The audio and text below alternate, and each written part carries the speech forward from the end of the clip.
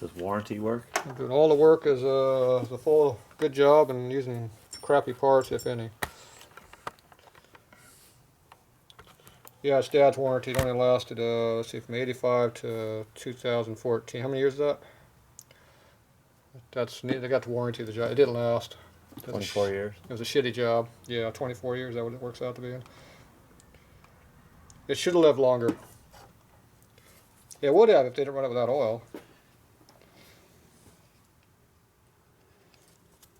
There's 2 motors in here, no oil. Indian and this job. 2,400. 24 years, 150 miles. That'd be my bike. My race bike's got more miles than that on it. Where's the nut we're using? I guess we're using these crappy Harley nuts. Yeah, I won't be able to torque it down super tight, but we'll see how far we can go. Where's the pinion shaft at? See, no oil line restrictor at all in this crank, so that's kind of crappy oil pressure. See, no restriction of any kind.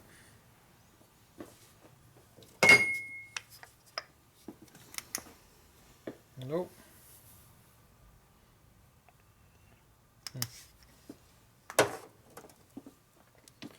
Well, that's gonna suck. What kind of oil pumps you got?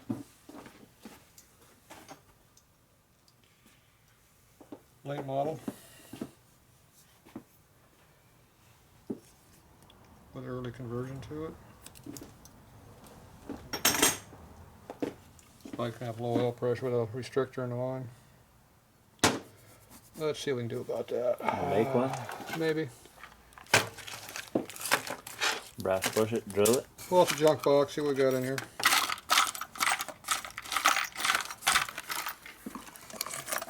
Junk box. Yeah, nothing in here in the value though. That's why they call it a junk box. Not for this job anyway. There's a whole bunch more over through there though. Those are junk bags. Oh, there's trays, boxes, crap. Junk. It's all junk until you need it.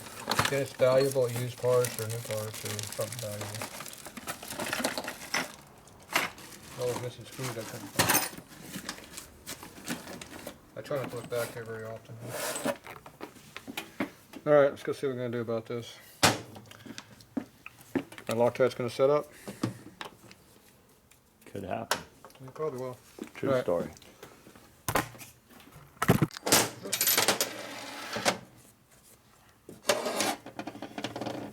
Alright. I'm going to go make a restrictor. Crank assembly has come to a halt. A flying halt.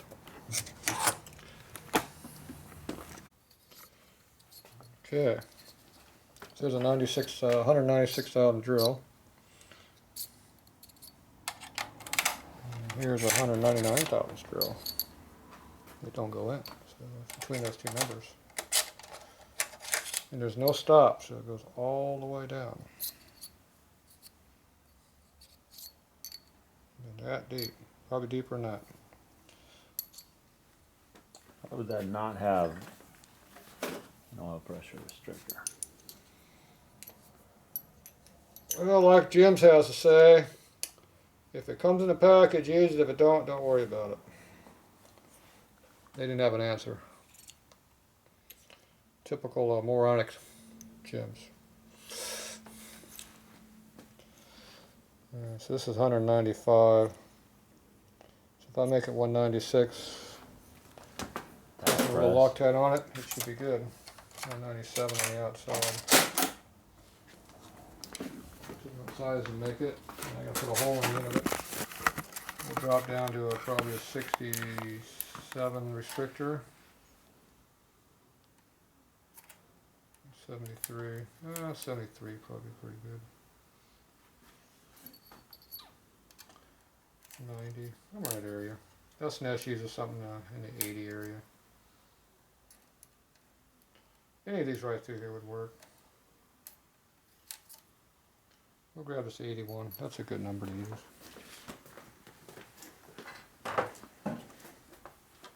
Where's my mic? Give me a minute.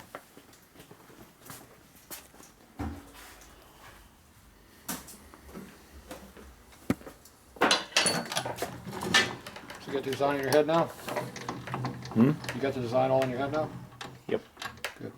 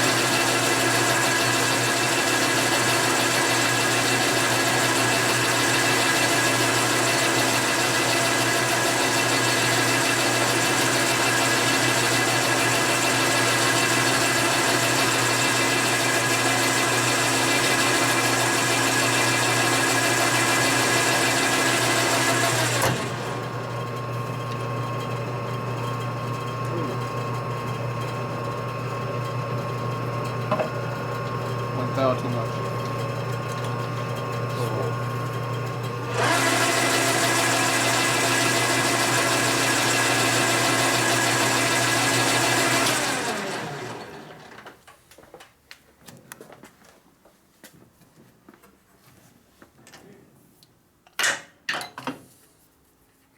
I don't know if they go small enough. Find out. Nope. New one doesn't go small enough. Where's the old one at? I don't know. I lost it.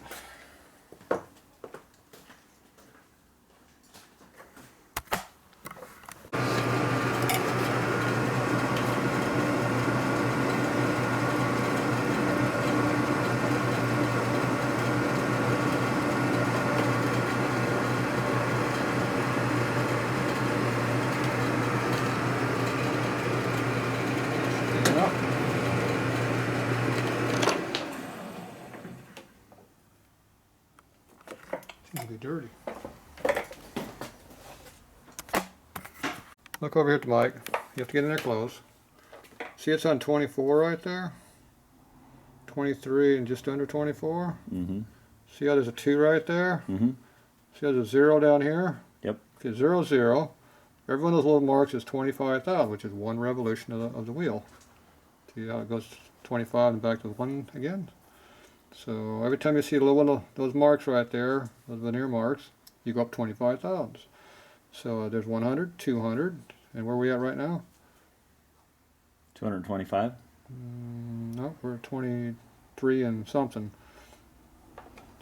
So you're 223.8. Now, if you have a tense mic, they'll have a veneer scale on this side over here, which you can split each one of those big lines by 10 little small lines. In this case here, you just have to guess it. You're just a tick under, so you're a couple tenths under. So that's 123 and 8 tenths. So I call that 123.8. I mean 223.8, excuse me, 200. That's how you read that. This one here does it for you. It just tells you what it is. So, after you pull it out, it changes, see? These are only accurate to a half a thou. I can't read that number, it was 190 something. 196.5. Okay. This one over here. 196 and about 6 or 7 tenths. In this case, it's within a couple tenths. But these are only accurate to half a thou because they average. This one here is more accurate. Heat affects everything, obviously.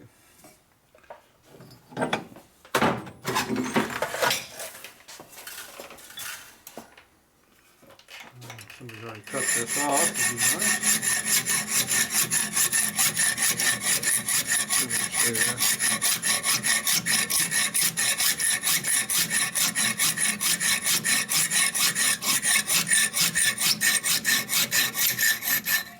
It'll shoot across the room before we stay in that hand. It's also hot too. There's cutting on it. It already cooled off a bunch of my fingers though. Always like to clean up my work when I'm done. I'm going to use it next time to clean it.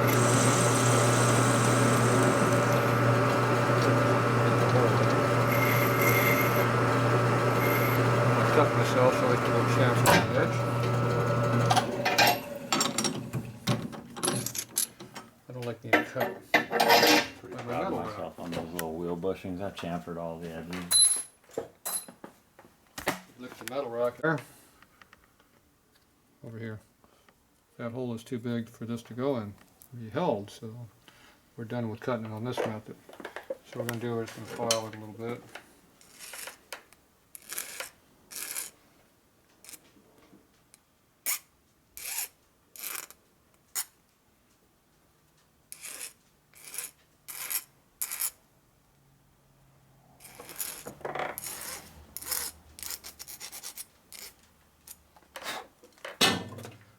Chamfer the inside of the hole a bit too. So we'll go back over here to the area where we work. Here. A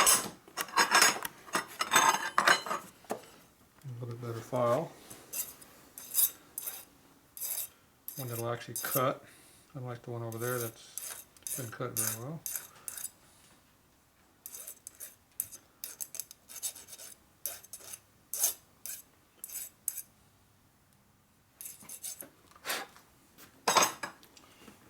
Okay, this is the drill we used.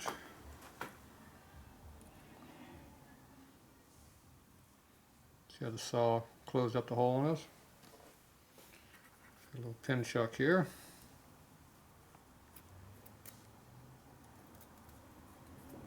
So it knocks the burr out of that hole. I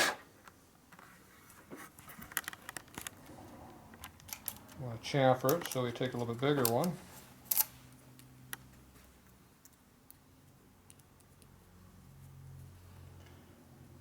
Use that to chamfer the hole out a little bit. It's got a little bit of chamfer on it. Takes the sharp edge off. We don't want any sharp edges to break off and go into our motors.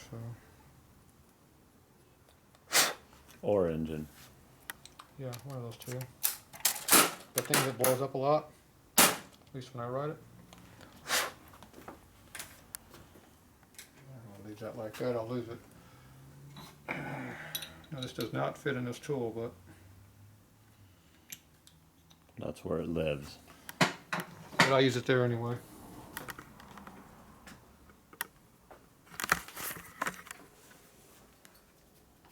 Okay, now this is ready to go inside the shaft here. So we have to go get a punch that we push with. Let's go to the toolbox. Alright, so we know how tight this is going to be. There it is. Now we're in a nice flexible bench here, so it makes all kinds of noise, not do much. So I can go over something more sturdy. See where this table leg is? More sturdy. Your beach with your hammer works better. Okay, I got a little chamfer on this side. I like to retain that, so I'm going to put this on the outside edge. A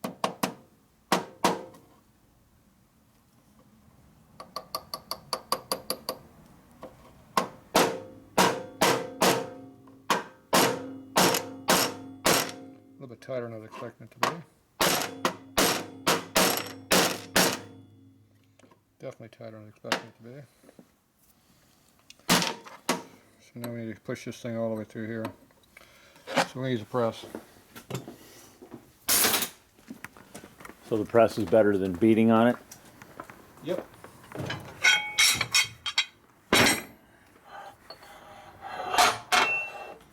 Time you beat on it, you mush it. Press on it, squeeze it, mushes it too. I think somebody made that thing too big.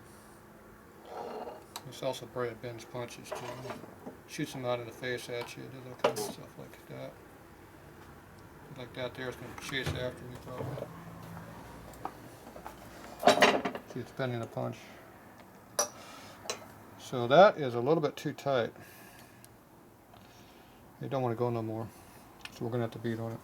Go grab me the hammer. So we're going to beat on something a little more stiff, a little harder. What's the thickness on that? Enough. See how it slid over when I hit it?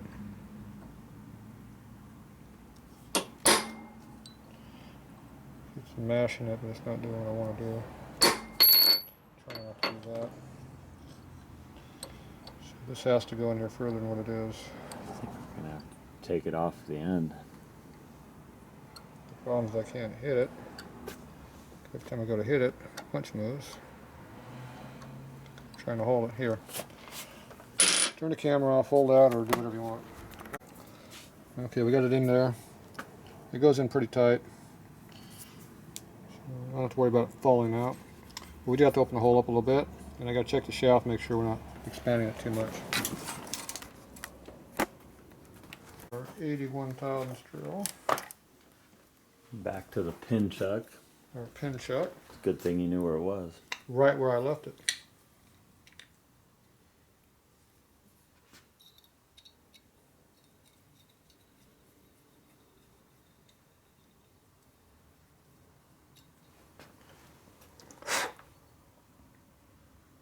Seems to be a little bit tight.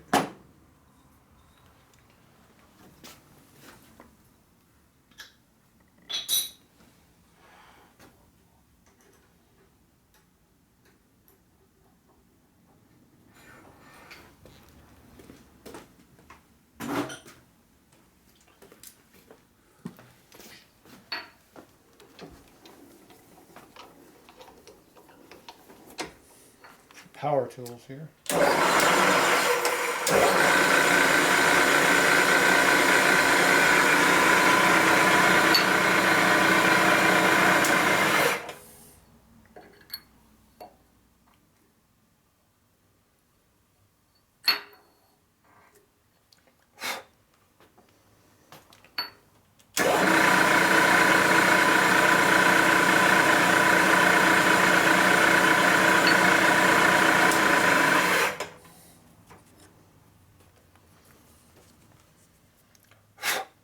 Seems like the hole got mushed a little bit smaller than what it was originally.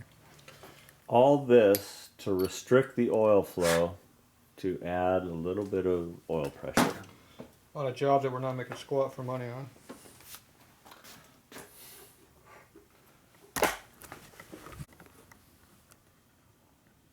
Okay, we'll make sure we got flow.